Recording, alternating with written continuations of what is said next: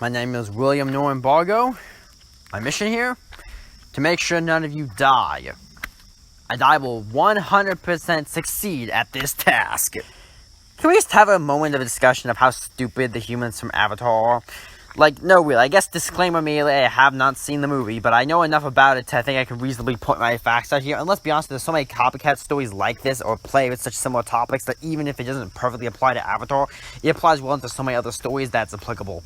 Anyway, with that disclaimer, let's get on this. The humans in Avatar are stupid, and I don't mean in the sense that they do bad things. I mean that even when they do bad things, they do them in the dumbest way possible. Now, I'm not saying that evil is dumb. I mean, evil is kind of dumb. But I mean that they're dumb evil. They're dumb evil. And they do things in a very stupid way. Like, the whole mission is to get the shiny blue rocks, or unobtainium. But let's be honest here, shiny blue rocks is also just as good of a description. But I'll probably just switch between calling them that or one of those two, or just rocks at the video. Anyway, back to the point. The point is, they're dumb. They have so clear advantages that there's no reasonable way the Na'vi should have ever won. Like, no, really. Like, there's just no way they should have won. It's, like, logically, it just falters. But you know what? I could just say, oh, they should have won for hours on end. But no, I'm going to explain not only what they would have done instead of what they actually did in the movie, but rather explain how even if they did want to go full genocide evil route, they could have done it more efficiently, and not only that this is a more optimized way to play it, or I guess do their mission here, but also it would have been something they would have thought of ahead of time before going with whatever mediocre plan they had. Let's start it. I'll break them down into plans. Plan 1 is, actually it starts with Plan 0. Plan 0 is pretty dumb, but it honestly makes sense. Just don't fight the planet for it. That might sound stupid, but most rare earth minerals or other things are generally better found in asteroids. You want gold? Go to an asteroid. You want special metals? Go to an asteroid. Why? Now, I know, once again, I don't know the distribution of this metal, but I'm willing to bet that if it's anything like gold, which, let's be honest here, is probably made to be a pseudo-analogy to that and oil, it's probably a good basis to say it's probably easier found in an asteroid in that system, or anywhere else. And the benefits of asteroids are lesser gravity well, and you don't have a bunch of natives you have to fight. So that would be probably the better plan. But let's say you do have to go down to the planet. Well, luckily I've devised 2 different plans that allow you to do this without coming off as full evil jerks. Don't worry, I got some evil plans later. Plan 1, true Plan 1 is pretty simple, but honestly pretty effective. Just ask the natives for it. I know that sounds like a really dumb, like, ask the natives for it, but no, really. They live as a Stone Age, maybe early Bronze if you stretch it, society. They aren't very advanced. And I'm willing to bet you they don't have stuff like antibiotics, Advil, proper clothing. And there's a lot of things that any one of human ships could easily mass produce for them that to us is little more than a cheap expense, but to them would be extremely valuable. Guns would also be a pretty good metric to go off of, although you may not want to give them your best guns just in case you get into a fight. Now, but they reject technology. I'm willing to bet that there's some group out there who you could offer them to, hey, we'll give you X, Y, and Z, or whatever you want, more or less. I'm sure there's plenty of things we could give them. Maybe just coffee might do the trick, or Advil. That would be or antibiotics, or any number of things, or any bit of technology, really. Just give it to them in exchange. We want those blue, useless rocks that you guys don't want. Or, the blue, useless rocks that you don't know how to use, or don't care about. It would literally be like a bunch of aliens coming down to our Earth and giving us super advanced technology in exchange for something we consider completely not useful and worthless. That's the kind of deal they'd see. Even if the aliens, the Na'vi, knew that those blue rocks hold some value, they'd probably say, well, we don't have any use for it. So, decent trade. But that might come down to flaws, and maybe they don't want to trade with the outsiders. Well, I'm willing. You might need a good reason to trade with them. Well, if Plan 1 breaks down, then Plan 2 kicks into effect.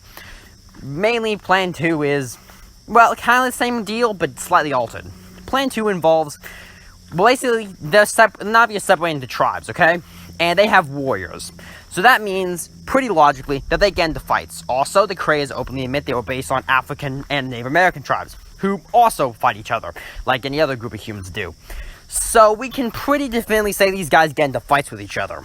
And what that means is that there's some small tribe who just got its butt handed to it by a big tribe who's probably looking for some vengeance. I mean, after all, if you were, say, some random guy on this planet, or even in the modern world, then you just watch your family get murdered by some other tribe, or your brothers taken away to be murdered. They're just taken away. The women taken, the children either turned to slaves or killed. And some guy with a bunch of advanced tech shows up and is like, "Hey, how about I give you some cool technology, and you can blow those suckers up." Yeah, that sounds like a pretty easy trade, especially for some useless blue rocks. It's like them asking for your trash. You know what I mean? Or other alternatives could be just normal guns, like I said, or mercenaries are also a good enough option. And basically, this whole relies on getting small tribe to fight big tribe, and then letting the small tribe lets you take the blue rocks. Because I'm assuring you, someone's willing to take you up on that offer. But those are the two good options. Those are two of the, okay, we're going to be the good guys here and not be evil. Or at the very least be neutral. The next ones, we're going into evil territory. We're going to be the bad guys. We're going to be the Dark Lords. We're going to be the Skeletors. We're going to be Stellaris players. Okay. But first, a quick word from our sponsor. You would just mind your own business, having that happy, normal, middle-class American life in the city, when all of a sudden, boom, zombie apocalypse, everything's gone into chaos, society is broken down, the military is instantly dead for no explainable reason. And while you're trying to figure out what to do, oh no, you were bit by a zombie. Well, I guess it's game over for you, time to join the hordes of the undead. Not anymore, for thanks to my new sponsor, Raid Shadow Legend. No, not Raid Shadow Legend, it's No Zombie. That's right. Now, all you have to do is take one pill from the bottle of No Zombie to instantly cure your zombie bite. Of the bite, the infection, not like the bite part, so, hope it didn't take your throat or your heart out. But that's not important. Simply take one dose and you will instantly be cured from becoming a zombie. That's right, no zombie for you. And it only costs for the low price of $10.99. That's right, become immune to zombies for $10.99. And using my special discount code ITISAJOKE, you can get 20% off your first purchase. So just hit the link down below and get that free service. And there are no side effects. Side effects may or may not include nerds on the internet constantly yelling you should have turned because you were bit by a zombie, and that's zombie rules. Other side effects may or may not include having you be forced to watch as dumb survivors continue to do idiotic decisions for no explainable reason, because apparently being around zombies in a zombie story makes you dumber than a pile of rocks. Oh, and also mild headaches and vomiting, but, I mean, what doesn't cause those two things? Get your order of No Zombie today! Okay, you're back, that's good. Hope you enjoy your shipments of No Zombie. Anyway, so now we're gonna be the bad guys. These were the plans, they're evil. We're gonna be evil. We're gonna be cool fashion wearing, goatee wearing, cool death laser wearing evildoers. We're gonna be evil with a capital E. And to start us off, orbital bombardment. Yay! Because let's be frank here, there is no way in a million years those Na'vi have a good sense of orbital attacks or defense, mainly because of that primitive technology problem. So, since you have a spaceship and they don't, all you have to do is literally dump your garbage out on them. No, really, that's the actual plan you could use. I know that sounds stupid, but it makes sense. It's something called a Rod of God. Basically, the concept is throw something from orbit, and as long as it doesn't burn up on the way down, it basically becomes like an asteroid. Some of them, if done well enough, can even have the power of a nuclear bomb. Without the radiation, of course. So all you have to do is find an area that you want the Na'vi dead, or you want to mine, and glass it by literally throwing out garbage out the spaceship. And then any tribe who tries to mess, you just threaten to bomb their land. That will probably serve as a pretty good deterrent, and just make sure to follow through on that. Once again, you're probably going to be evil here, but hey, if you're going to be evil, you should be at least smart evil.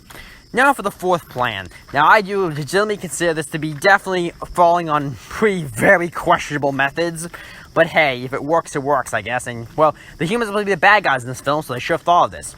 Now it's actually Plan 4 is broken down to two options. One, the biological option.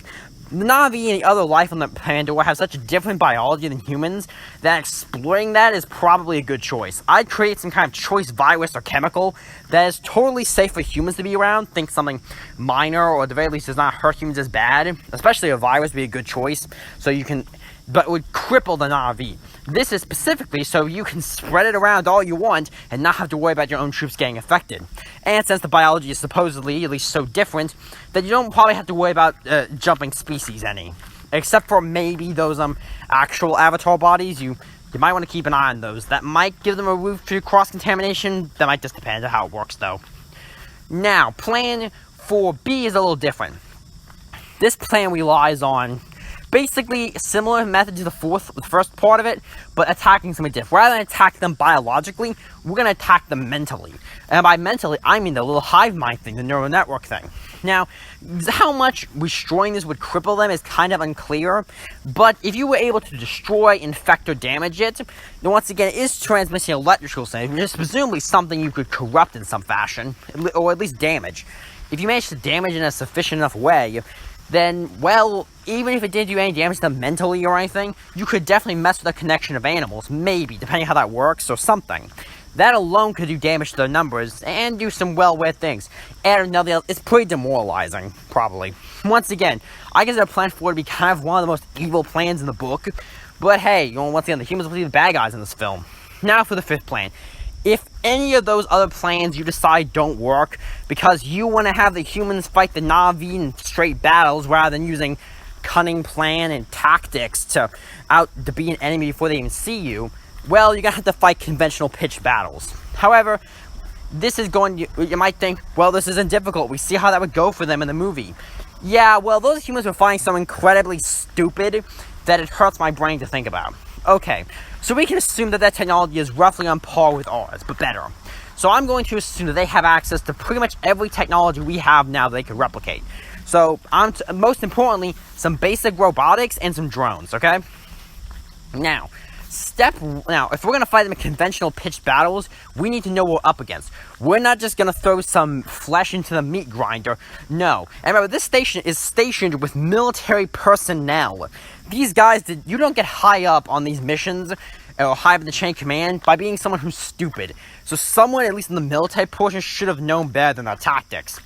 Also, I feel free to mention, though, that the movie was clearly biased to the Na'vi in this sense, because, I mean, for crying out loud, like, some of that stuff just does not make sense, why the bows seem to be more effective than guns. But that's not the point. The point is, we're fine with logic. So, step 1. The Na'vi are fine with bows and arrows for the most part. I don't care they have stronger strength, or the planet has lower gravity. A bow is still a bow that is a bow. And it's not magical or anything. So, you just need to get an armor thick enough that can withstand the bow. This is why armor became ineffective when guns showed up. Because the armor could deflect, in theory, a bow arrow, but not necessarily a gun. So, you want to armor plate everything. You want to armor plate the people. You want to armor plate the mechs. You want to armor plate the tanks. You actually make sure that everything you can is arrow proof. Therefore, their major tactic is going to be useless against you. And we have some pretty good pseudo mech suits right now, so I don't have true hard believing to find they could build something like that. Especially because we see bigger mechs in the movie, so it's not hard to believe that you could either fully armor those mechs, or at the very least build some kind of smaller body armor. Now, the next part, how to deal with the animals. That is going to be the trickier part. I mean, I'm going to split that into two sections. The ground section is actually a bit simpler than you think. One, you want to keep the full fortified armament, but you also want to keep all your men being able to withstand, of course, the arrows, but most importantly, fire. Why fire? Well, all animals have an instinctual fear of fire. You can exploit this when fighting the animals, because not only will the animals probably run away, but if the Na'vi are able to get them to fight you in a direct pitch battle, they'll have to go through the fire, which, even if they aren't scared of it, is going to do some damage, and kind of put the enemy on a clock. Now, I'd also recommend using fire to burn any woods or bushes you get across, because they're going to try to fight you with guerrilla tactics, so you need to make sure they don't have a place to be a guerrilla in. Once again, pretty evil, but the humans will be the bad guys here. And to deal with the flying creatures, drones. I'm just going to spam the drone squad. Just have like 50 or 100 people just sitting back, or how many you can get, sitting back at the cozy little base, flying drones around with little AK-47 strapped to them, and watch as the Na'vi have no ability to effectively pick off the drones as you gun them down with machine gun fire. Anytime a drone went out of ammo, which hopefully should have as many rounds as you can slap on that thing, but then you can just, send it back to refuel, go back to the fight. when they are done with flyers, they can they can either stand back or rejoin to fight the other forces. With this kind of strategy, there is no logical reason the Na'vi could win, especially if you mix it with the other tactics of Plan 3 and 4. So I have outlined 5 ways of which the humans should have won Pandora. Sorry, I said one. Should have won Avatar. It shouldn't have been that hard for them. Realistically, they should have won. And if the humans are so corporate greedy and so crazy enough to do the evil things they did do in the movie, there is no reason that they shouldn't have won. Or at least no reason to believe they won't come back and do it all over again, probably with a plan that actually works. Now, of course, one may ask, why didn't the humans go with any of these plans? I mean, some of them seem kind of obvious. Or at the very least, when you're morally bankrupt enough to supposed to be the villains, and they are kind of the villains of the movie, then shouldn't they have done any of these? Well, I can tell you straight now why they didn't do it. 2 reasons. One, that would require the humans being smart. The humans are supposed to be portrayed as dumb and ignorant. If they showed actual intelligence at a decent point, then that would kind of break the narrative.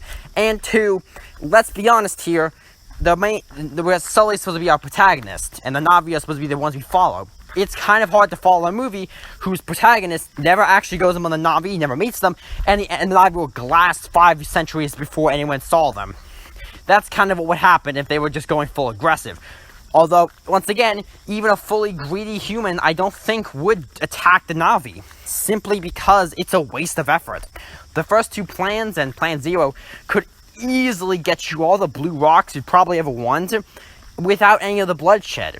And even if they had 0 regard for the Na'vi life, like literally 0, going into a fight with them is just a waste of time and resources.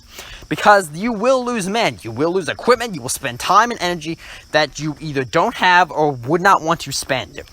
If they're going on pure corporate venture, like the corporates, they have no reason to want to do this because fighting a bunch of blue apes, no matter how primitive, is still a waste of time. If the military is more in control here, then once again, they don't want to fight the Na'vi because no military command gets very far by making stupid decisions.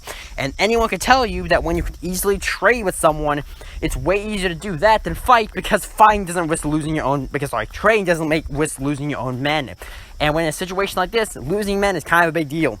Or even just time. And if the science is in control, then, well, diplomacy is easier. It makes it easier to study and, well, let's be honest, there's not much to learn from someone shooting bows and arrows at you when you have spaceships. So realistically, there's no reason humans should have been aggressive in the movie. There's simply no reason, not even simple greed. Because even if they just wanted all the unobtainium, it's simply a waste of time. So, even if it doesn't make sense why, even if they were just 100% greedy, fighting makes no sense. Especially because, well, the Na'vi should very easily know that they aren't going to win a fight against humans. Even if they killed everyone on the ship somehow, it's not like there is an entire planet of humans who can just show up and murder them whenever they want.